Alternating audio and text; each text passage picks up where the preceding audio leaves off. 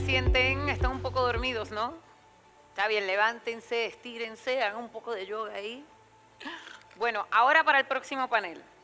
Se llama Bitcoin Institucional 2.0, Gestión Patrimonial, Fondos de Inversión y la próxima ola de adopción.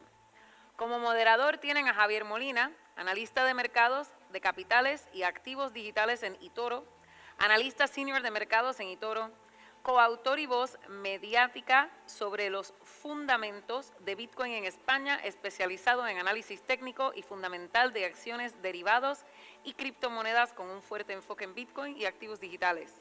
Los panelistas tienen a Rubén Ayuso, quant y gestor de fondos cripto en AIB, Román González, quant y especialista en fondos cripto en AIB, Javier Pineda, gestor de fondos cripto en Renta 4, y Jesús Pérez, asesor en Posidonia 21. Por favor, recíbanos con un fuerte aplauso.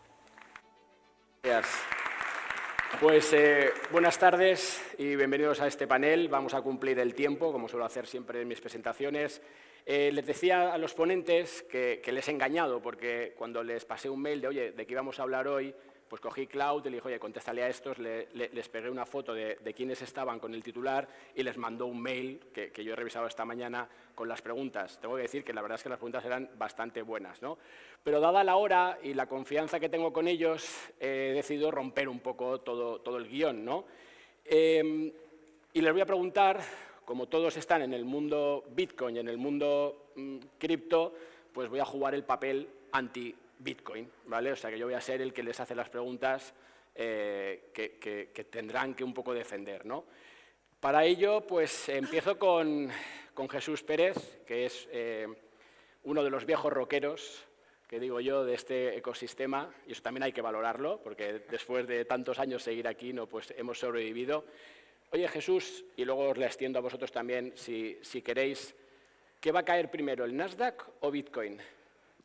Bueno, yo creo que una de las cosas interesantes es que se habla de que hay mucha correlación entre los dos. Creo que este año hemos visto claramente que esa correlación no existe. Hemos visto unos activos bajando criptoactivos y un Nasdaq subiendo.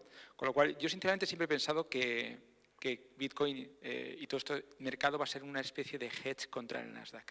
Es decir, yo creo que el nuevo Nasdaq es el de criptoactivos. Aquí vamos a ver las empresas de tecnología, los activos de nueva generación. Va a ser un mercado que realmente va a crear mucho valor y creo que en el largo plazo realmente va a ser pues lo que ha sido el Nasdaq para el Dow Jones. Creo que cripto va a ser lo mismo para el. Con lo cual, para mí, realmente vamos a ver un momento, evidentemente van a ser activos parecidos, pero va a haber un momento donde la creación de valor va a haber mucho más en cripto que en Nasdaq y se van a descorrelacionar. Y ya contestando a la pregunta, que es ¿qué va a caer más, Bitcoin o Nasdaq? ¿Con qué te quedas? Bueno, a día de hoy coincidiendo con la teoría que... A día de hoy tiene más volatilidad Bitcoin, con lo cual Bitcoin va a ser un activo con mucho más volatilidad, pero vamos, yo creo que no van a caer a la vez y yo creo que Bitcoin además con el volumen que tiene ahora mismo y con toda la institucionalidad creo que se va a comportar mucho más estable en los próximos años que lo que hemos visto hasta ahora. Y tú, Javier, un poco desde Renta 4, gestionando ese fondo que tenéis, ese FIL, ¿cómo enfrentas un poco esa correlación, si quieres, entre activos de riesgo y Bitcoin? ¿Eso se gestiona? A ver, lo primero es que esa correlación que está habiendo en los últimos tiempos no está ocurriendo tanto. Es decir, por ejemplo, cuando ha habido eventos como el COVID o como el día de los aranceles de Trump, Bitcoin sí que caía más a corto plazo que Nasdaq, que S&P y oro. Por ejemplo, desde que comenzó la guerra de Irán, no ha sido así, tanto a 3 semanas como ahora.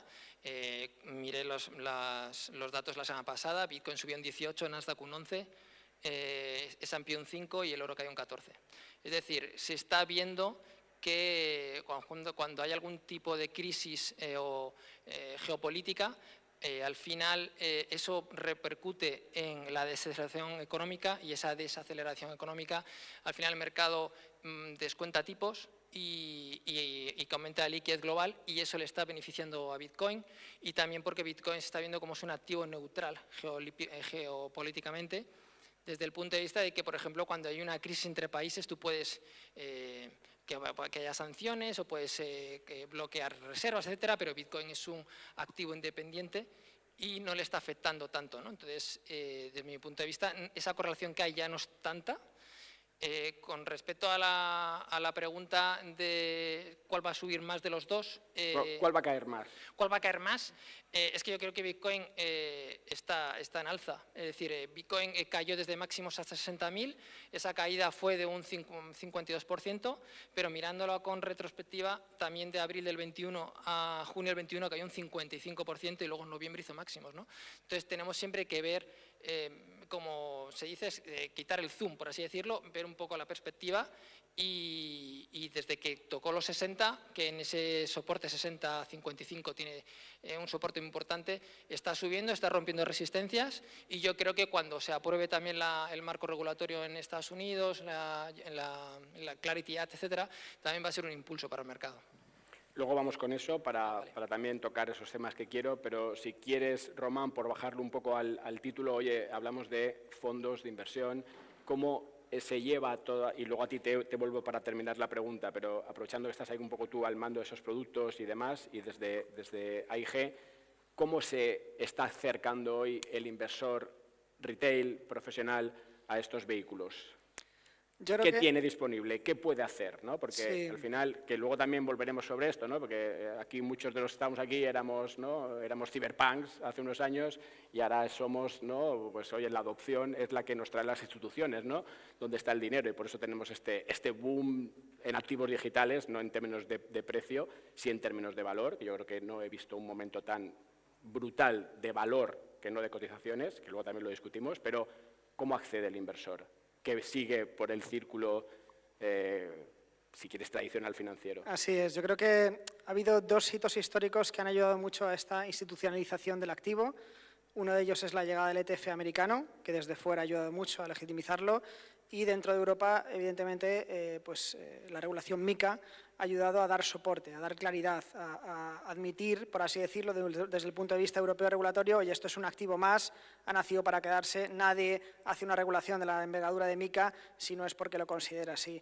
Entonces, a partir de ese momento, lo que nosotros estamos viendo es que una vez que existen estos productos, tanto ETPs de réplica física de cripto, como el que nosotros tenemos con 21 Shares, como fondos de inversión dedicados al ecosistema cripto, con liquidez diaria, como los nuestros de los que estamos hablando aquí en esta mesa, una vez que existen los vehículos y una vez que se ha institucionalizado el activo, la gente, el inversor, y tanto institucional como retail, se plantea incluirlo en cartera. Entonces, a partir de ahí empiezan las conversaciones de, oye, ¿cuál es el porcentaje óptimo que puede o que debe tener un cliente pues, equilibrado, agresivo en cartera de este tipo de activos? Y bueno, de momento nos está llevando a considerar ese 1% para carteras más conservadoras hasta el 2-3% para carteras más equilibradas, agresivas.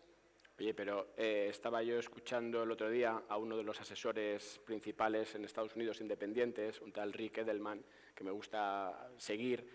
Este decía que por todos los cambios que tenemos a nivel de longevidad, a nivel de reciclaje personal, porque tenemos que reciclarnos aquí 40.000 veces, ¿no? Con lo cual necesitamos más inversión, la jubilación, eso ya no sabemos qué es, gastos de dependencia, tener un 1% en un portfolio de Bitcoin no te va a apañar nada, ¿no? Y él se lo llevaba hasta el 40%. ¿Esa tesis la compras o no? Bueno, yo estoy por encima del 50%, creo que mi compañero aquí está incluso por encima mía, ¿no?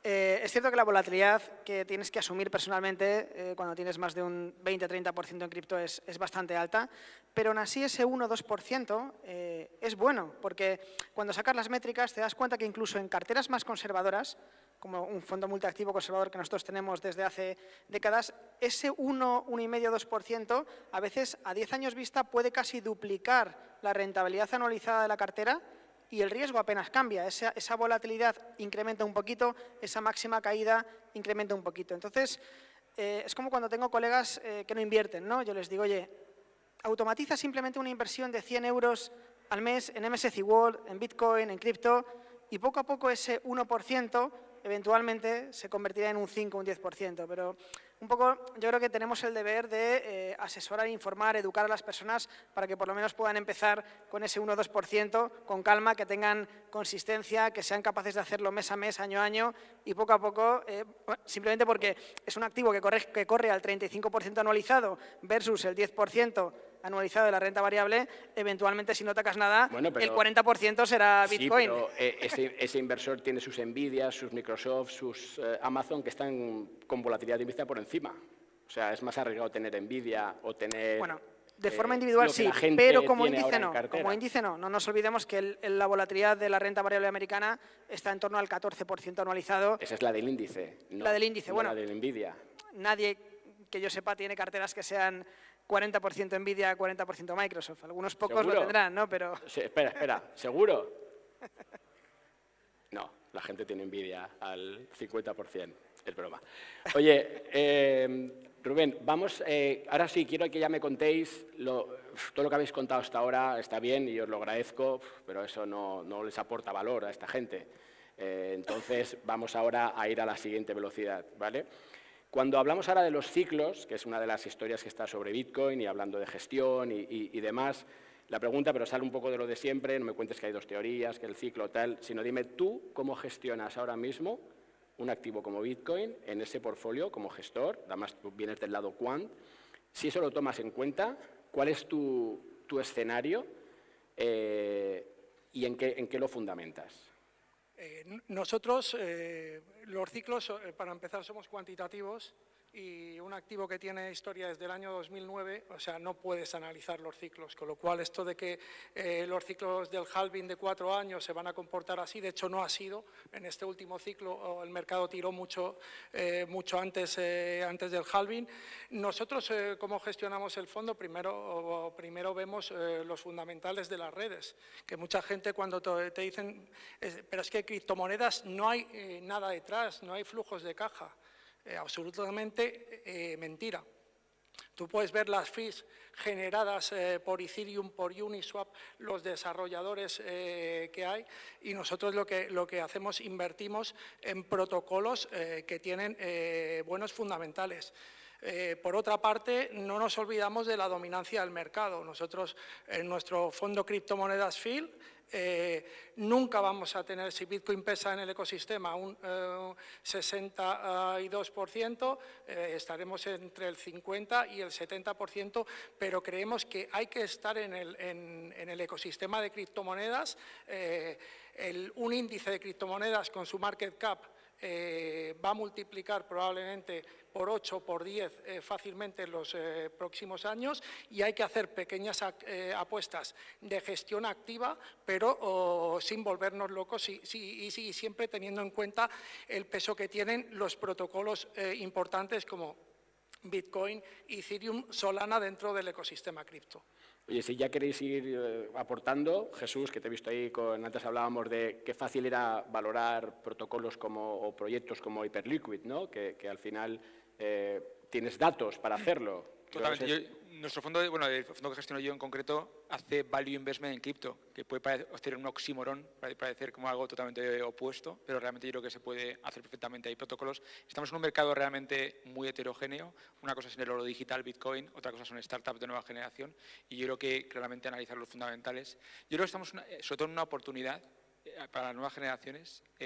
Quizá no pueden llegar fácil a comprar una casa barata, pero creo que pueden llegar muy fácil a comprar un mercado que arranca de tecnología barato. Creo que ahí está la gran oportunidad.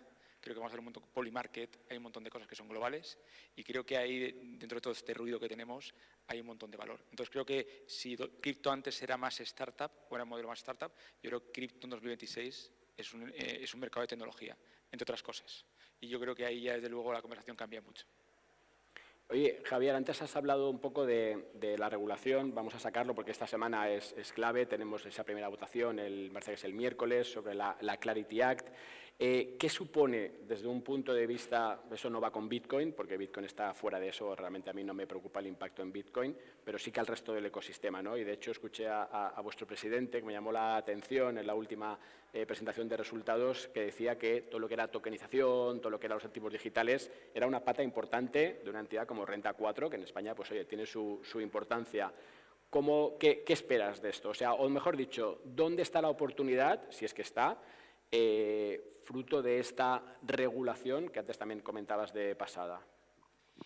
Pues a ver, primero comentar un poco la regulación en Estados Unidos se basa en 3 pilares, por así decirlo. El primero sería el proyecto cripto, un poco de la SEC, que en las últimas conferencias de Bitcoin de Las Vegas pues dio una clasificación de cómo quiere que sean las criptomonedas. Al final puso un marco o unas reglas que antes no estaban, se alineó más con CFTC y con la Casa Blanca, y eso al final pues quita miedo jurídico a la hora de lanzar un token, porque hasta ahora la SEC pues regulaba desde el punto de vista de la sanción. Sacabas el token y en función de cómo lo habías sacado ellos ya decidían si era security, si era commodity, etcétera, ¿no? Y luego ibas a los tribunales, etcétera. Entonces es muy importante, uno, que estén alineados las 3 partes. La segunda pata sería, como comentas, la Clarity Act, que sería un poco pues, el marco regulatorio, quién va a regular, quién va a emitir, si el CFTC, si la SEC, etcétera.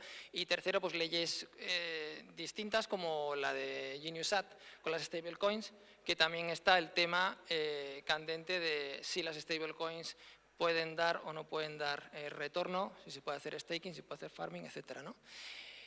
Para mí, desde el punto de vista, es que lo positivo va a ser para todo el mercado, porque al final, cuando sale un marco regulatorio y hay unas bases, al final beneficia a todo el mercado, y eso es positivo para el mercado cripto, en el que Estados Unidos esté a favor de las cripto, que no estén en contra, que no estén a favor de los CBDCs, etcétera, ¿no? Entonces, yo creo que es positivo en general para el mercado, sobre todo para las empresas que vayan a lanzar algún token sepan las reglas y tenga un marco previo antes de lanzarlo, ¿no? Con lo cual, al final, es seguridad jurídica que va a haber, ¿no? Oye, y pues, sigo contigo, Rubén, ya que tienes ahí el micro, luego ya atacaremos a Román. ¿Eso cambia un poco el cómo planteas la inversión dentro del field, dentro del fondo que tenéis, y la distribución de los pesos? Antes has dicho que pesa mucho, el que Bitcoin si pondera un 50, pues al final tú tienes esa referencia, pero el que se abran esos otros caminos donde yo creo que lo que tiene valor ahora es que estamos pasando de un sistema financiero bancario a un sistema financiero basado en blockchain, ¿no? Y ahí es donde yo veo el valor y la exponencialidad. Luego, Jesús, dime cómo aprovechar con alguna de estos tokens tuyos que analizas ahí, luego me dices tus herramientas de IA, que es interesante. Abre un poco ese camino y ya tienes ese apoyo una vez que tengamos estos en Estados Unidos, pero bueno. Nosotros creemos que esa regulación de las stablecoins, primero, anima al inversor institucional. El inversor institucional lo que quiere es tener claro cuáles son las reglas que hay dentro del mercado. La incertidumbre no gusta. Por eso no suena raro ver cómo Goldman Sachs y Morgan Stanley, que eran en principio algo reacios al mundo cripto, en los últimos meses están sacando ETPs de criptomonedas.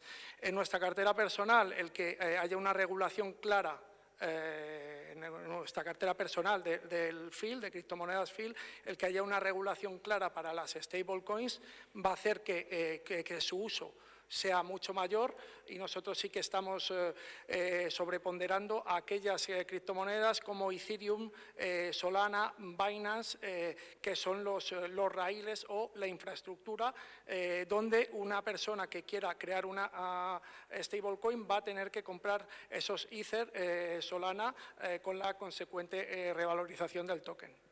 Oye, y Román o Rubén, los dos, cualquiera, creo que, no sé si fue a ti, Román, o a ti, Rubén, que os oí decir que todo lo que eran los flujos los seguíais, los estabais teniendo en cuenta desde un punto de vista de inversión, obviamente. Aquí, además, on-chain tenemos tiempo real. Jesús luego nos cuenta qué está haciendo con Open Cloud, conectándolo a datos en tiempo real. ¿Lo utilizáis, número uno? Y segundo, creo que decías que de los ETFs, que nos venden un poco que esa es la institucionalización y cómo ha llegado el institucional al mercado y tal, que decías que el 80% de esos flujos eran retail. ¿Eso eras tú, no? Sí, o sea, la caída que ha venido en el último año ha venido generada por la venta del retail, porque de hecho esta semana el ETF de BlackRock, de Bitcoin, que es el ETF más grande del mundo, cuando el precio ha corregido un 40%, el número de participaciones están en máximos, con lo cual hemos visto que en la salida del retail grandes instituciones como el Fondo Soberano de Abu Dhabi, como el Endowment de Harvard, fondos soberanos en Noruega y en Suiza, están acumulando, con lo cual el institucional no ha salido nada. Es verdad que habían metido muy poco, esos 0,20, 0,30% en cartera, y no solo no han movido el peso, sino cuando ha caído el mercado han ajustado y han seguido acumulando. Pues a ti, Román, te pregunto si estás viendo llegada de institucional de verdad. Estáis viendo, al final, nuestro mercado no pinta mucho, pero hay un mayor interés. Tienes a ese institucional que es el que va realmente a meter pasta de verdad aquí en el ecosistema. De hecho, estamos viendo ahora volúmenes mínimos históricos, por cierto, con al final los funding rates en negativo, mogollón de tiempo, con lo cual esto no se va a ir arriba, bajo mi punto de vista, hasta que esto esté, salvo que pegamos un squeeze vía, no sé, la Clarity Act o cualquier historia. Pero ¿estás viendo ese interés? Luego salir aquí fuera y ver así. Pues, yo creo que el institucional llega un momento en el que se ha dado cuenta de que tiene que ofrecer cripto, ¿vale? Es decir, todavía no es ese inversor institucional que está metiendo fuertemente, ¿vale? Pero sí son instituciones, grandes bancos. Ayer revisaba la página de ING, una gran banca aquí en España y en Europa, y en el apartado de ETFs ya publicita, oye, ya tenemos ETPs de criptomonedas disponibles para el inversor. Al final, ese es un inversor retail, pero bueno, es una institución la que por fin ha decidido ofrecer. Entonces, yo creo que lo que han hecho este institucional es analizar fuertemente cuál es la forma más sencilla y más segura para este inversor retail de acceder al mundo de las criptomonedas. Y yo creo que cada vez más se están convenciendo que es ese ETP de réplica física la forma más segura de invertir en Bitcoin. Luego hablaremos por qué uno puede ser inversor en Bitcoin a través del ETP y a su vez en un mundo paralelo Bitcoin funcionar y tener unas propiedades muy positivas y muy potentes para otra serie de usuarios, ¿no? Entonces, yo creo que sí que lo estamos viendo. ING ya tiene los ETPs de cripto. Cajamar también ofrece cripto. MyInvestor también puedes comprar ETPs de criptomonedas. Caixa.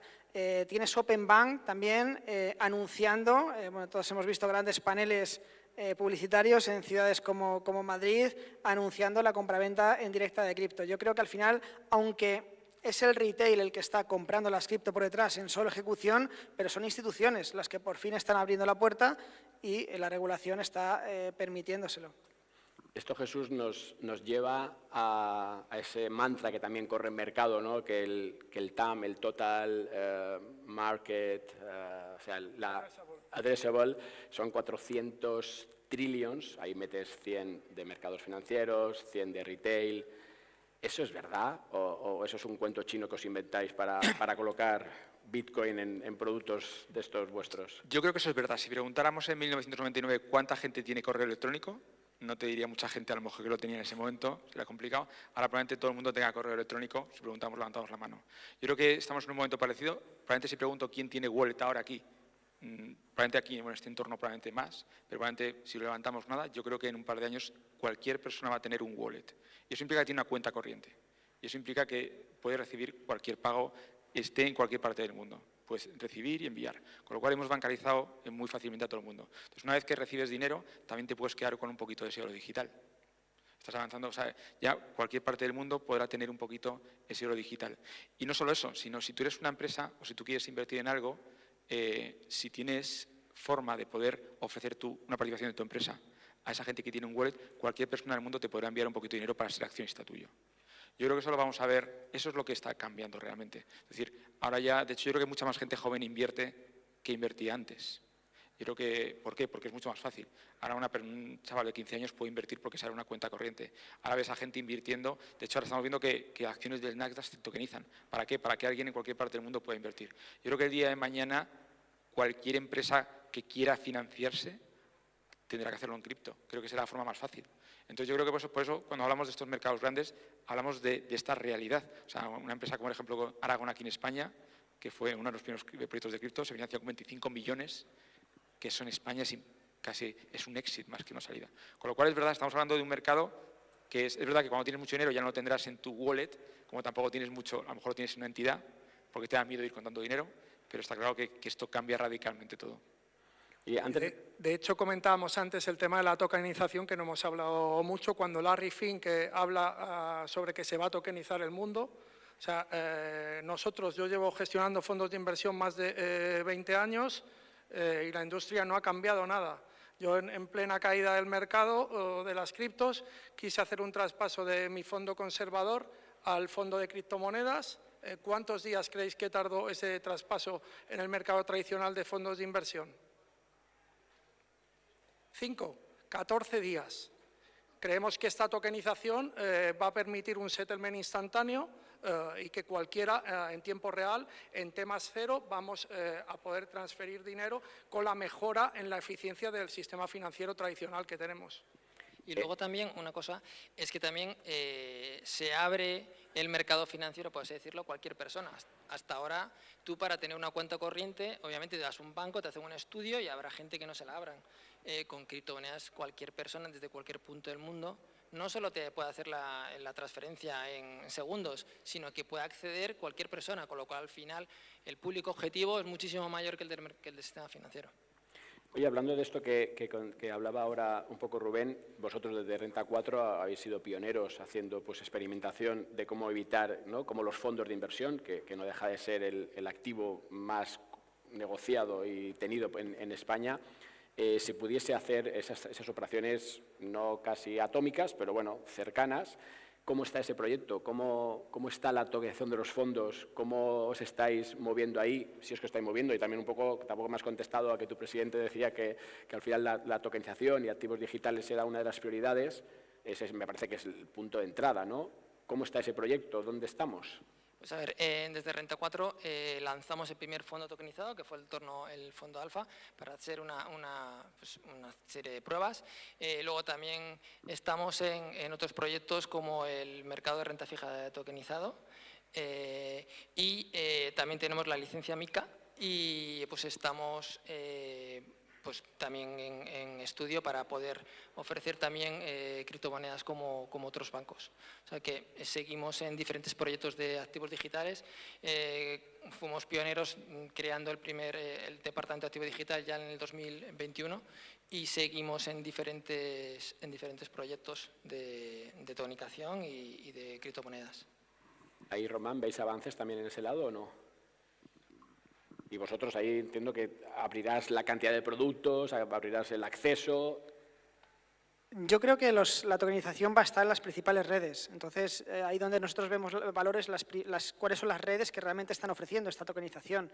El mejor ejemplo de tokenización y de éxito han sido las stablecoins y estas están corriendo a la velocidad de la luz en redes como Ethereum, Solana, capas 2 de Ethereum, Binance y demás. Entonces, estos son los raíles donde consideramos que hay que invertir. Estas son las cadenas que aportan mucho valor porque si tú quieres enviar estos dólares, estas stablecoins a la velocidad de la luz a la otra punta del planeta sobre la red de Ethereum, el peaje a pagar es el propio Ether, el propio ETH. Y si la propia criptomoneda es deflacionaria por construcción, entonces el precio deberá subir. Yo creo que estamos ante una nueva tecnología. La tecnología es la cripto en sí, Bitcoin, Ethereum, que ofrece unas propiedades al mundo que no conocíamos antes. Yo creo que lo hemos expresado de muchas maneras los que estamos aquí en esta mesa, pero estamos sentados en el mundo del caballo en el siglo XVIII y aparece el primer vehículo a motor. La cantidad, el acceso, como decía Javier, de la gente que tuvo al transporte cuando pasamos del caballo a la máquina de vapor y al motor de combustión fue brutal. Esto es lo mismo, el acceso que va a tener el mundo al sistema financiero cuando pasemos del mundo financiero tradicional al mundo de las criptomonedas va a ser brutal. Oye, Jesús, un poco antes hablábamos de esa diferencia entre valor y precio. Tú que también eres, como yo decía, uno de los viejos rockeros, coincides conmigo en esto de que nunca, ¿no? Yo creo que este es el momento donde tenemos que ver el gran cambio, ¿no? Y sin embargo, no se ven cotizaciones, ¿no? ¿Qué está pasando? ¿Cómo interpretáis esto? Oye, yo creo que el mercado empieza a ser más racional. O sea, cuando hablamos, por ejemplo, del tema de que se pueden enviar cosas, y hablaba Román, es que eso se puede hablar con Visa. Es un negocio muy parecido a Visa en una parte. Yo creo que empieza a haber, además son negocios que se ven en tiempo real. Podemos ver exactamente cuánto se está haciendo de transacciones. Pero hay muchos negocios. Por ejemplo, hablábamos de, esto parece que es muy financiero, pero no es, por ejemplo, un Polymarket que se está imponiendo en temas de mercados predictivos, apuestas. O sea, esto no va solo del sector financiero. Y podemos ver en ese mercado predictivo cuántas apuestas hacen cada día, cada mes, cada año. Y evidentemente ese mercado predictivo gana dinero cada vez que alguien apuesta o hace algo.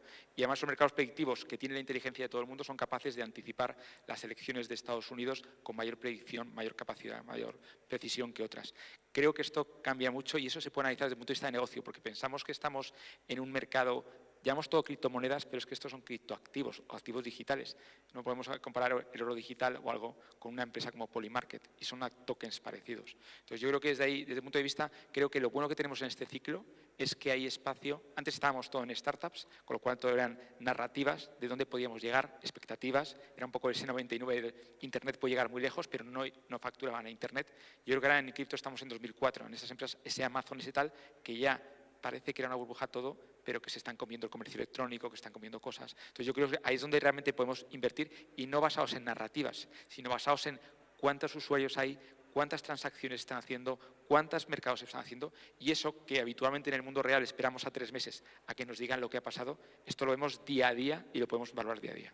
Te preguntaba antes cómo utilizas la inteligencia artificial para un poco justo acceder a esa información en tiempo real. 1, 2, si eso te aporta, y 3, si tomas decisiones en base a eso. Claro, yo generalmente llevo tiempo haciendo temas de evaluación de criptoactivos, teníamos un curso, y generalmente cuando haces una evaluación, como tú bien sabes, tardas a lo mejor 1 día, 2 días, y es algo que evidentemente te lleva un tiempo, tienes que recolectar datos. Claro, ahora la IA te permite hacerlo automáticamente y te baja los datos y puedo tener una evaluación en tiempo real. Cada día puedo decir exactamente cuánto vale la empresa y si realmente ese escenario que decía, sabes que las valoraciones siempre dices, yo creo que este escenario positivo puede ser esto o esto. Te puedo decir exactamente si estamos yendo al escenario positivo o al negativo. Eso en tiempo real, hemos cambiado. Primero, no nos informa a los 3 meses, se nos informa cada momento. Es como si en Walmart tuviéramos la caja que se hace en todo Walmart todos los días y tuviéramos que hacer una evaluación. Y de ahí ya nos permite hacerlo. Con lo cual yo creo que la gestión va a ser mucho más en tiempo real y los mercados ya empiezan a tener eso, se empieza a ver que realmente tienen impacto en eso. Y vienes de Las Vegas, ¿no? Que has estado recientemente, ¿no? Has estado has estado en una conferencia reciente. ¿Qué traes de ahí que aquí todavía estemos? O sea, ¿De Las Vegas o de Praga? Es que están no, en general, ya para cerrar, nos quedan 4 minutos, pues un poco, si quieres, de lo que has visto y hacia dónde te enfocas, que me cierres con una frase. O sea, bueno, de Las Vegas me quedo con que probablemente el depósito del día de mañana va a ser un depósito basado en bitcoins. Ese 11% que nos da Strategy o ese 8% que empiezan las tesoreras, quizás empiezan a imponer, es un extra depósito que de repente mucha gente dice, vamos a ver depósitos extratipados en cripto. Eso me llevo de Las Vegas de lo que es la última innovación. Y de la parte, por ejemplo, de Ethereum, me llevo claramente que la gente ya piensa financiarse en cripto, que todo se va a pagar en cripto, que los agentes nos van a pagar en cripto y yo creo que la forma de pagar, de hecho Visa ya hace cosas en cripto, Mastercard también estaba, con lo cual ya esto no es algo que sea sino yo creo que algo está imponiendo. Javier, a ti te pido ya pues un poco también para cerrar, la industria, que es el panel de hoy, de activos, de gestión de inversión tradicional llevada a cripto, ¿hacia dónde vamos? Pues vamos hacia utilización de criptomonedas para todo. De hecho, yo creo, el otro día también miraba el valor que tienen las casas, por ejemplo, en Estados Unidos en dólares versus en Bitcoin, como una ha ido bajando y otra ha ido subiendo, viendo que las monedas fiat se van devaluando y Bitcoins, al ser un activo escaso y obviamente limitado la oferta que tiene, pues se va revalorizando, con lo cual vamos poco a poco hacia cualquier tipo de producto que se vaya creando, vaya teniendo referencias con cripto, ¿no? Entonces, es una idea que al final, como comentaba anteriormente, el público objetivo es total en criptomonedas. Rubén, contigo acabo la parte de gestión y dejo siempre la última pregunta para Román, que siempre me da más juego. Oye, ¿cuáles son los riesgos? Porque aquí todos sois cripto bros, cripto tal, pero esto yo veo manipulación, veo que al final, si el mercado del Nasdaq cae un 20, por mucho zoom out y que me contéis, esto se va a caer más por esa volatilidad. ¿Cómo gestionas del punto de vista de riesgos? Bueno, nosotros desde el punto de vista de riesgos lo que hacemos sobre todo es tomamos unos pesos acordes al riesgo del activo. Y lo hacemos en el fondo en criptomonedas FIL y lo hacemos a nivel de cliente. O sea, nosotros estamos invirtiendo en clientes conservadores. Primero le decimos que usted tiene que tomar el porcentaje que le permita dormir tranquilamente. O sea, no escondemos que es el activo más arriesgado del mundo y va a ser el activo más rentable del mundo, pero esos menos 50, menos 60% van a estar en el camino y nosotros lo hacemos también en nuestro fondo tomando a tokens con mucho riesgo que puede multiplicar por 20 o por 50 cuando vuelva la altcoin, pero dando pesos muy ajustados y con pesos muy altos en protocolos importantes que sabemos que esos nunca se van a ir a cero. ¿Pero eso lo gestionas o simplemente es una gestión pasiva? Es decir, te aumenta la volatilidad por ponerte un sistema de gestión de riesgo en base a volatilidad. ¿Tú le deshaces parte de la posición y te lo llevas a stablecoins? Nosotros lo que tenemos es, en el caso del fondo, tenemos la posibilidad de tener en liquidez entre un 0 y un 30% y sí que utilizamos indicadores cuantitativos para cuando hay muchísima euforia y el mercado está muy caliente, bajar el peso o la exposición del fondo al 70%, pudiendo invertir en cash o en stablecoins. ¿Y ahora mismo estáis al 100%? Ahora estamos al 99,9%. Creemos que los indicadores de pesimismo tocaron mínimos en febrero. Vemos acumulación por parte del institucional, vemos los fundamentales desde el punto de vista de las stablecoins en máximos y creemos que es un momento espectacular para incorporar el activo en cartera o para incrementar la exposición. Pues Román, cierro contigo, nos quedan ya nada, 50 segundos. Dame tu escenario base entonces, porque la última vez que me dijiste es 300.000 para Bitcoin y se fue. Me a extraña 50.000. todavía que no estemos en los $200.000, la verdad. Entonces, cada vez pasa más tiempo, Bitcoin pasa más tiempo cotizando por debajo de los $200.000 y esto es como una tetera hirviendo, la mantienes ahí y de repente, digo, ¿este ciclo dónde vamos a ir? Este ciclo tenemos que llegar a los $400.000, $500.000 por lo menos. No, porque no es recomendación lleva de mantenido inversión, mucho tiempo, ¿sabes? Nada de lo que digamos es una recomendación a invertir, no nos hagáis caso, pero entonces tus escenarios... 10 segundos, buy Bitcoin, es una tecnología impresionante, es una tecnología superior. Alguien en un panel anterior ha dicho que Bitcoin no era inevitable, yo le contradigo aquí, le reto, Bitcoin es inevitable. Es como tener una máquina de vapor al lado de un caballo. O sea, es que Bitcoin es una red a la que se van a conectar todo tipo de instituciones, todo tipo de agentes, tanto personas físicas, personas jurídicas, bancos, aseguradoras, todo el mundo va a tener que conectarse de una manera u otra a la red de Bitcoin en los próximos años. Pues, por si acaso, cada uno que haga sus propias decisiones, pero me quedo con eso. Román, Rubén, Javier, Jesús, muchas gracias.